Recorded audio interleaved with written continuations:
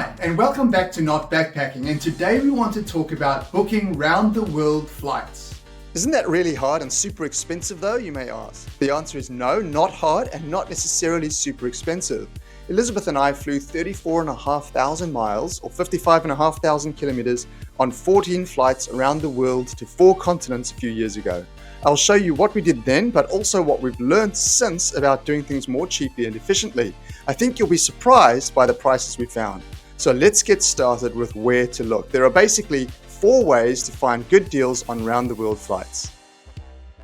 So let's look at the first method, which is to use an online travel agent. We've found some reasonable prices from Flight Centre and similar travel agents. The weakness of these is that they tend to be set itineraries. For example, you must travel between these 6 cities at a cost from $2,869 per person. Sometimes the pricing can be quite good. If the list of cities interests you, knock yourself out and grab a bargain. But I suggest that before you click buy now, you have a look through to the end of our video to see if there are better ways to get a great deal.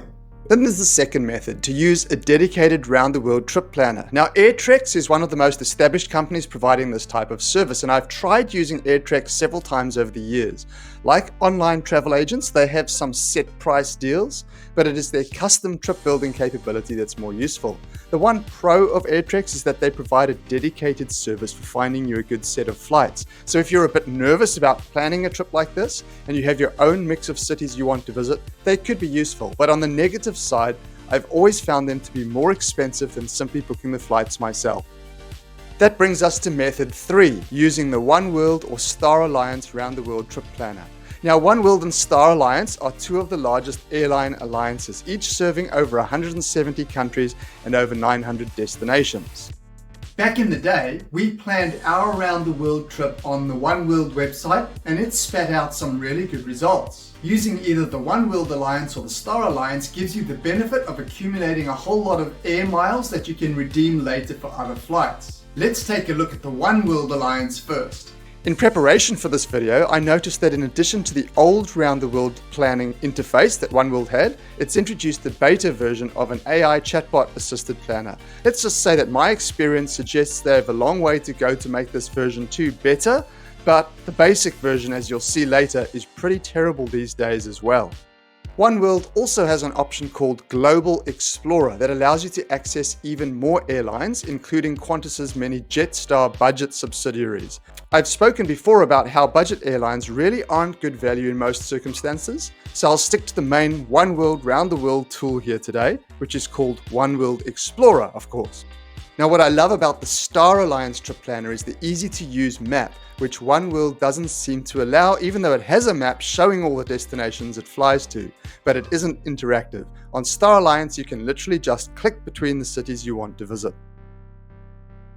I want to offer you 12 tips for navigating the One World and Star Alliance websites to help you dig out the best deals, but mostly using the Star Alliance website to demonstrate this. Tip number 1, your trip can handle up to 16 flights. This means you can visit 15 different cities on your itinerary as long as no leg of the journey requires 2 flights, landing back at your origin. So to maximize the number of cities you can visit, stick to direct flights. Tip number 2, you usually have a maximum number of allowable miles to fly of 39,000 on both One World and Star Alliance. So tip 2, keep under 39,000 miles to avoid error messages. I don't know why they chose this as an upper bound, they just did, but if you keep to the rule of traveling in one direction, you should fit under the limit, even flying from north to south and south to north again.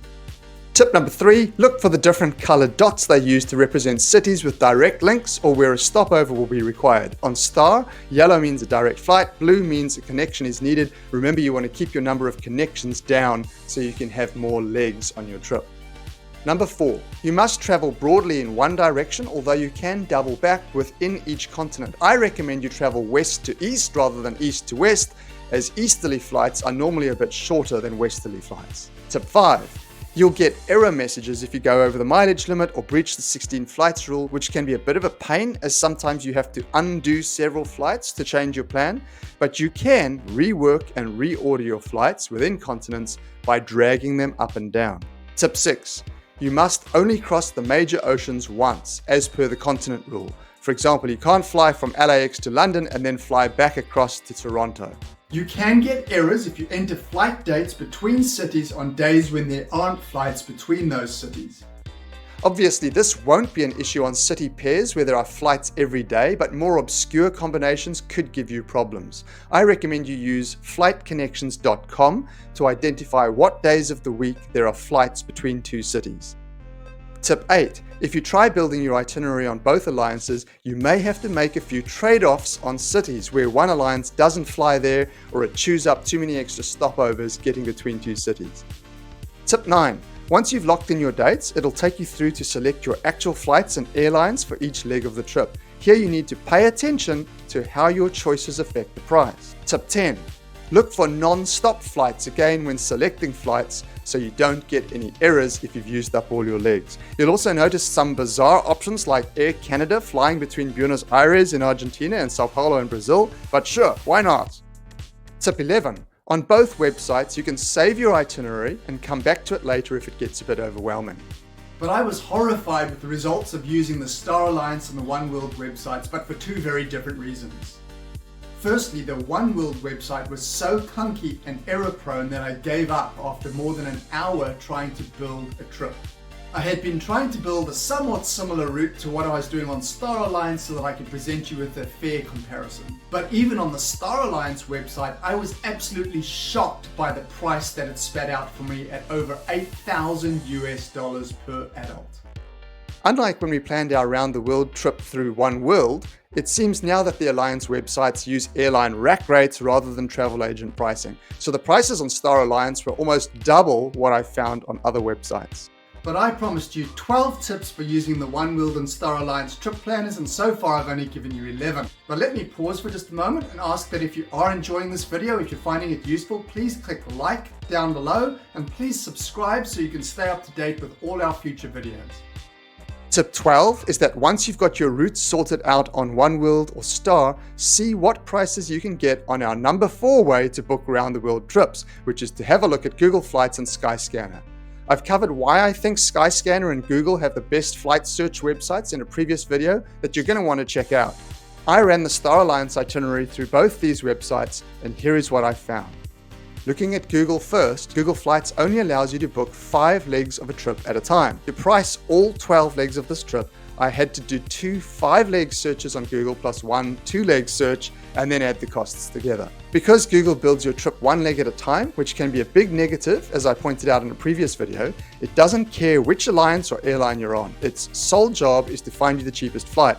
This is handy if you don't have any allegiance to an alliance, to accumulate air miles, and you just want the cheapest flight. I picked flights individually that were non-stop wherever possible, on full-service airlines, and at reasonable times of the day. So in other words, short trips landing in the late afternoon or long trips overnight. In other words, I picked individual flights one at a time on the Google website and managed to get a much better range of prices than I got on the Star Alliance search I'd done earlier. Here's how Google priced up compared to the Star Alliance. I then ran the same search on Skyscanner, and here's what I learned.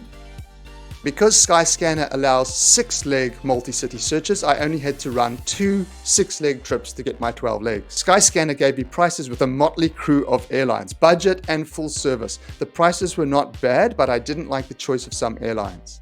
Because it doesn't examine flights 1 leg at a time like Google, it wasn't easy to switch off airlines I didn't want to include in my search. The solution was to break my trip up into chunks of 1 to 2 legs and search on those individually. The general rule is to try and stick to one airline on these sub-trips, or at least to one alliance.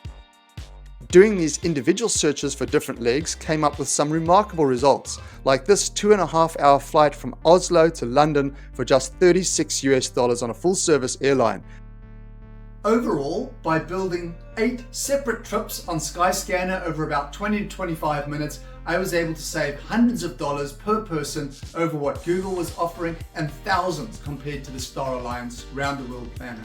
So, in summary, number 1, only use the travel agent pre-packaged round the world trip option if you're really happy with the choice of cities that they've given you to visit, but always check prices anyway on other websites to see if you can get a better deal. Number 2, there's not much value in using dedicated round the world trip planners in my experience. Number 3, use the Star Alliance or maybe One World Alliance websites to try and find the route that you want to follow if possible, but then definitely check out other websites to see if you can get a better deal. Number 4, run multi-city searches on Skyscanner and Google.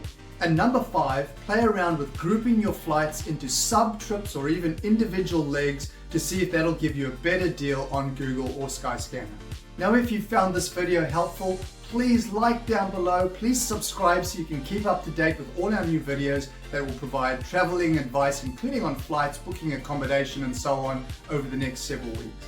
One topic we're going to be looking at over the next few weeks is flight booking gimmicks and myths. Another topic we're going to be looking at is how you can book flights based on how flexible you are around your dates and your travel destination and other variables. Thanks for joining us, take care, and let's talk again soon.